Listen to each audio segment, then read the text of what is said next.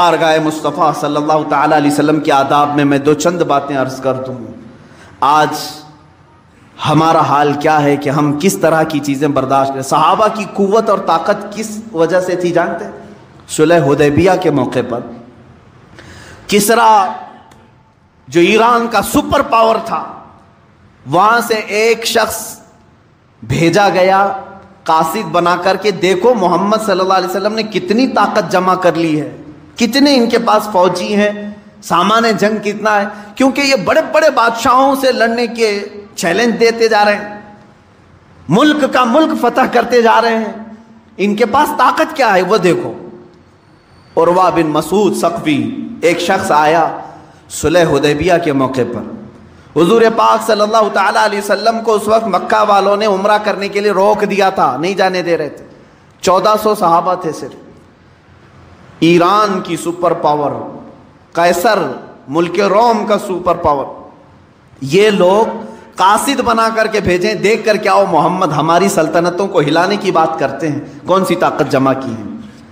یہ شخص آیا، دیکھا، اب اس کی زبان سے سنو۔ عروہ بن مسعود ثقفی یہ کہتا ہے، یہ حدیث پاک میں بھی موجود ہے کہ اس نے دیکھا کہ یہاں پر انہوں نے کون سی طاقت جمع کی، وہ بار واپس آ کر کے رپورٹنگ کرتا ہے اپنے بادشاہوں کو، کہتا ہے میں نے دیکھا ایک ایسی فوج محمد کے پاس ہے صلی اللہ علیہ وسلم کہ جب وہ بولتے ہیں تو یہ سارے کان کھڑے کر دیتے ہیں، جب وہ کسی بات کا حکم کرتے ہیں تو دوڑ پڑتے ہیں، اور جب وہ وضو کے لیے جاتے ہیں تو مجال ہے کہ ان کی کلی کا ایک قطرہ بھی زمین پر گرے، سب اپنے ہاتھوں میں لیتے ہیں۔ صحابہ کا یہ ماحول دیکھ کر کے اس نے بتایا، اللہ کے نبی صلی اللہ علیہ وسلم کے متعلق وہ کہہ رہا ہے، قاصد میں دور سے دیکھتا رہا، محمد صلی اللہ علیہ وسلم وضو کے لیے کلی کر رہے ہیں اور صحابہ اپنے ہاتھ پھیلائے، اپنے دامن پھیلائے ہیں، وہ کلی کا پانی ان کے ہاتھوں میں آتا، دامن میں آتا، اور سب اپنے چہروں پر لگا لیتے تھے، ایک قطرہ بھی زمین پر گرنے نہیں دیتے تھے۔ اور وہ واپس آ کر کے کسرا سے کہا، میں نے بڑے بڑے بادشاہوں کے ہاں فوج کو بھی دیکھا ہے لیکن ایسی دیوانگی کسی کے ہاں نہیں دیکھی۔ پوچھا انہوں نے کہ کیا طاقت جمع کی ہے، انہوں نے کہا چھوڑو ان سے لڑنے کی بات ختم کرو، محمد صلی اللہ علیہ وسلم کو وہ تمہارے حوالے کبھی نہیں کریں گے۔ کہا کیوں نہیں کریں گے؟ ارے میاں وہ ان کی کلی کا قطرہ زمین پر گرنے نہیں دیتے، ان کے خون کا قطرہ کہاں سے گرنے دیں گے؟ وہ صحابہ ہیں جو رسول کریم صلی اللہ تعالیٰ علیہ وسلم کے زبان پاک سے نکلے ہوئے قطرے بھی زمین پر نہیں گرنے دیتے تھے۔ تب اللہ رب العزت نے ان کی شان میں قرآن میں آیتیں نازل فرمائی، اور وہ نہتے ہوتے تھے، پیروں میں چپل نہیں ہے، ہاتھوں میں تلوار نہیں ہے۔ غیبی طاقت ایسی ہوتی کہ وہ لکڑی ہاتھ میں لے لے تو وہی تلوار بن جائے، گھوڑے اگر سمندر میں دوڑائیں تو خشک راستہ بن جائے، اگر وہ درندوں کے پاس آئیں تو وہ درندے ان کے فرما بردار بن جائیں۔ یہ ساری طاقت و قوت خدا کی طرف سے غیب سے انہیں ملی ہوئی تھی، صرف اس لیے کہ ان کا یہی قول تھا جس کو اقبال نے کہا ہے، آبروئے ماں نام مصطفیٰ، ان کا یہ نعرہ تھا ہماری کل آبرو نام مصطفیٰ سے ہے۔ وہ جیتے مرتے تھے صرف رسول کریم صلی اللہ تعالیٰ علیہ وسلم کی عزت کی خاطر۔ عزیزان گرامی وقار، صلح حدیبیہ کا موقع، جنگ احد کی بات دیکھ لیں، اللہ کے نبی صلی اللہ تعالیٰ علیہ وسلم کے دفاع میں ایک صحابی کھڑے ہیں، اس وقت جنگ کا پانسا پلٹ گیا تھا، کفار مکہ بھاری پڑ گئے تھے، جیتی ہوئی جنگ شکست میں آ گئی تھی، بڑے سخت حالات تھے احد کے میدان میں، اور مسلسل تیر حضور کی طرف برسا رہے تھے، کفار نشانہ کر رہے تھے۔ ایک صحابی کھڑے ہیں حضور کے ڈیفنس میں، ان کے جسم پر 80 تیر چبھے ہوئے تھے، لیکن مجال ہے کہ وہ ہٹیں حضور کے سامنے سے، ہر تیر جسم پر آتا رہا، یہاں تک کہ ایک تیر سیدھے ان کی آنکھ میں گھس گیا اور ان کی آنکھ کا پتلا باہر آ گیا، اور وہ اسی طرح سے اپنے ہتھیلی میں آنکھ کا پتلا لے کر کھڑے ہیں، لیکن مجال ہے کہ وہاں سے ٹس سے مس ہو، اس لیے کہ انہوں نے اپنی زندگی کو وقف کیا تھا، میں دفاع رسول کے لیے ہوں، ناموس رسالت کے پہرے کے لیے ہوں۔ تبھی تو اللہ تعالیٰ نے ان کو غیبی قوت عطا کی تھی۔ اس کے باوجود اللہ کے حبیب صلی اللہ تعالیٰ علیہ وسلم کے چہرے اقدس پر ایک ظالم کافر نے لوہے کی ٹوپی سے مار دیا، لوہے کی ٹوپی ہوتی تھی جو جنگوں میں پہنی جاتی تھی، وہ پھینکا، رسول کریم صلی اللہ علیہ وسلم کے چہرے پاک پر وہ آ کر لگی.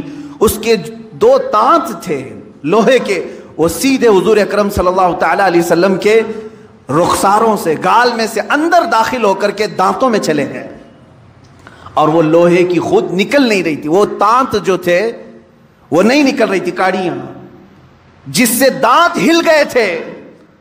صحابہ کرام بے قرار تھے. جانتے ہیں وہ منظر اگر میں اس کی عکاسی کروں, حدیث کی اوراق پڑھتے پڑھتے میری آنکھیں بھیگ گئی تھی. صحابہ ٹوٹ کر کے میرے آقا کے پاس آئے. صدیق اکبر کہتے ہیں یا رسول اللہ, میں یہ دانت کے یہ کاڑیاں میں نکال دوں گا, یہ کڑیاں میں نکال دوں گا. حضرت عمر ہیں, حضرت عثمان ہیں, اور دیگر صحابہ ہیں.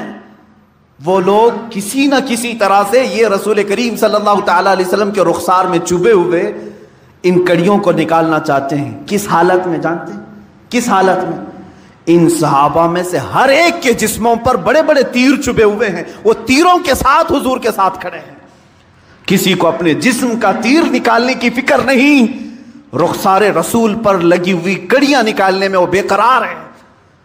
اسی اسنا میں ایک صحابی حضرت ابو عبیدہ بن جراح رضی اللہ تعالیٰ حضرت صدیق اکبر کو پیچھے کرتے ہیں, کہتے ہیں ابو بکر آپ پیچھے ہٹ جاؤ, اس لیے کہ یہ جو کڑیاں ہیں یہ نکالنے جائیں گے تو حضور کے 2 دانت تو شہید ہو جائیں گے, حضور کے 2 دانت شہید ہو جائیں گے. حضرت ابو بکر صدیق نے کہا تو نکالنا تو ہوگا ورنہ یہ زہر پیدا کر سکتا ہے. حضرت ابو عبیدہ بن جراح آئے, اجازت مانگی, یا رسول اللہ صلی اللہ علیہ وسلم مجھے نکالنے کی اجازت ہے. کیسے نکالا جانتے ہیں؟ رخساروں میں چبھی ہوئی کڑیوں کو اپنے دانتوں سے پکڑ کر کھینچنے لگے. ہاتھ سے نکال سکتے تھے, دانتوں سے پکڑ کر کھینچنے لگے. جب دانتوں سے کھینچا آپ نے تو حضور صلی اللہ علیہ وسلم کے 2 دانت شہید ہوئے, ساتھ ہی حضرت ابو عبیدہ بن جراح کے 4 دانت ٹوٹ گئے, ان کے دانت ٹوٹ گئے. جب وہ کڑی کھینچ کر کے نکالے ان کے دانت بھی ٹوٹے. اس کے بعد وہ کھڑے ہو کر کے مسکراتے ہیں, کہتے ہیں ابو بکر میں نے آپ کو صرف پیچھے اس لیے ہٹایا کہ ہاتھ سے نکالتے تو ہمارے ہاتھ کو تو کچھ نہیں ہوتا لیکن رسول پاک کے دانت شہید ہو جاتے ہیں.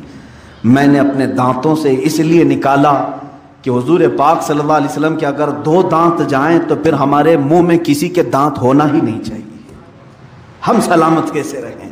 جب میرے دانت گر گئے تو مجھے اللہ رب العزت کی ذات پر یہ یقین ہوا کہ مولا تبارک و تعالیٰ مجھے معاف فرمائے گا کہ میرے بھی کفارے کے طور پر دانت گئے ہیں. وہ صحابہ کی الفت تھی میرے عزیزوں, وہ صحابہ کی الفت تھی.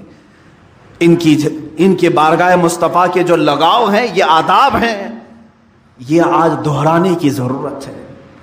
امت بھول چکی ہے ان معاملات. حضرت ابو ایوب انصاری رضی اللہ تعالیٰ میزبان رسول ہیں, سب کو معلوم ہے. جب مدینہ حضور تشریف لائے تو اونٹنی حضرت ابو ایوب کے گھر پر رکی. فیصلہ یہی ہوا تھا کہ جہاں اونٹنی رکے گی وہاں پر حضور آرام کریں. ابو ایوب انصاری رضی اللہ تعالیٰ عنہ یہ وہ صحابی ہیں جن کو حضور کی میزبانی کرنے کا شرف حاصل ہے. 2 منزلہ گھر تھا, ایک نیچے ایک اوپر. حضور صلی اللہ تعالیٰ علیہ وسلم جیسے تشریف لائے, حضرت ابو ایوب انصاری نے کہا حضور آپ کو جو پسند ہے وہ آپ قبول فرما لیں. اللہ کے حبیب صلی اللہ علیہ وسلم نے فرمایا میں نیچے کا حصہ پسند کرتا ہوں. لوگ ملنے والے آتے جاتے رہیں گے. تقریباً 7 یا 8 مہینے تک میرے آقا کا قیام ان کے گھر پر رہا ہے. ملنے والے آتے جاتے رہیں گے, مجھے نیچے رہنے دو. نیچے اللہ کے حبیب صلی اللہ علیہ وسلم رہنے لگے. حضرت ابو ایوب انصاری اور ان کی زوجہ اوپر گئے, جاتے ہی بے قراری آ گئی. اللہ کے حبیب صلی اللہ علیہ وسلم نیچے آرام فرما ہیں اور ہم اوپر کیسے سوئیں. پوری چھت پر سوتے نہیں تھے, کونے میں دبک کر بیٹھے رہتے تھے. پوری رات بیٹھے ہوتے. وہ کہتے کہ یہ ادب کے خلاف ہے, اللہ کا حبیب زمین پر سو رہا ہو اور میں پہلے منزلے پر کیسے سوؤں. نہیں سوتے تھے, پوری رات اس طرح سے کونے میں بیٹھے رہتے. ایک دن ان کے گھر میں پانی کا مٹکا مٹی کا تھا, ٹوٹ گیا, پانی بہہ گیا چھت پر. چھپرے کی چھت ہوتی تھی. جانتے حضرت ابو ایوب انصاری کے ہاں ایک ہی کمبل تھا, ایک ہی لحاف تھا. وہ پورا لحاف انہوں نے پانی میں بھگو دیا. جو کپڑے تھے وہ پھاڑ پھاڑ کر پانی میں بھگو دیا, جمع کر لیا. سخت ٹھنڈیوں کی راتیں تھیں, اسی لحاف کو شوہر اور بیوی دونوں اوڑھ کر کے صبح تک بیٹھے رہے، صرف اس لیے کہ پانی کا ایک قطرہ بھی میرے مصطفیٰ کی ذات پر نہ جائے، اللہ کے حبیب صلی اللہ علیہ وسلم کی نیند میں خلل نہ آنے پائے۔ یہ مقام مصطفیٰ صحابہ اکرام سے سیکھو میرے عزیزوں، ان دلالوں سے کیا سیکھو گے جو آج حکومت کے تخت پر بیٹھے ہیں، جن کو نام مصطفیٰ کی کوئی قدر نہیں۔ اسی لیے سرکار مفتی اعظم ہند رضی اللہ تعالیٰ عنہ نے اعلان کیا تھا مدینہ طیبہ میں، تیرے حبیب کا پیارا چمن کیا برباد، الہی نکلے یہ نجدی بلا مدینے سے۔ اللہ ان کی دعا قبول کرے، ان ظالموں کو جزیرۃ العرب سے دور کرے۔ آج دل روتا ہے میرے عزیزوں، رسول کریم صلی اللہ تعالیٰ علیہ وسلم کی عظمت پر حملے کرنے والے وہ لوگ ہیں جو ٹڈی دل ہیں، ان کے ہاں کوئی ہمت نہیں۔ اگر مسلم دنیا صرف اور صرف ایک بار ان سے یہ کہہ دے کہ اللہ کے حبیب صلی اللہ تعالیٰ علیہ وسلم کے لیے ہم جان بھی فدا کرتے ہیں، ہم اپنے ہر جمعہ کے خطبے میں یہ کہتے ہیں الا لا ایمان لمن لا محبت لہ، اس کا ایمان ہی نہیں جس کے سینے میں ان کی محبت نہیں۔ ہم تو انہی کی محبت میں جینے مرنے کی قسمیں کھاتے ہیں، لہٰذا اس نبی کی ذات پر کچھ نہ کہو، ہمیں جو کوسنا ہے کوسو، ہم تو برے ہیں، ہم بد اخلاق ہیں، ہم بد عمل ہیں، ہمیں گالیاں دے دو، لیکن میرے آقا صلی اللہ تعالیٰ علیہ وسلم کی شان میں کچھ نہ کہا جائے۔ اے مسلمانوں، اپنے آپ کو بیدار رکھو، جس طرح ممکن ہو سکے ان کی مخالفت میں آواز اٹھاؤ۔ اگر آج تمہارے پاس سوشل میڈیا کا پلیٹ فارم ہے تو اس پر اپنا احتجاج درج کرو کہ ہم فرانسیسی یہ تمام درندوں کے خلاف ہیں، اس لیے کہ انہوں نے ہمارے قلب کو، ہمارے دل کو چھیڑا ہے، جہاں میرے آقا کی محبت بستی ہے، ہماری آنکھوں کو ٹھیس پہنچائی ہے، جن کے نام سے ہم ٹھنڈک محسوس کرتے ہیں۔ اس لیے میں کہتا ہوں یہ ہیومن رائٹس کے بھی خلاف ہے۔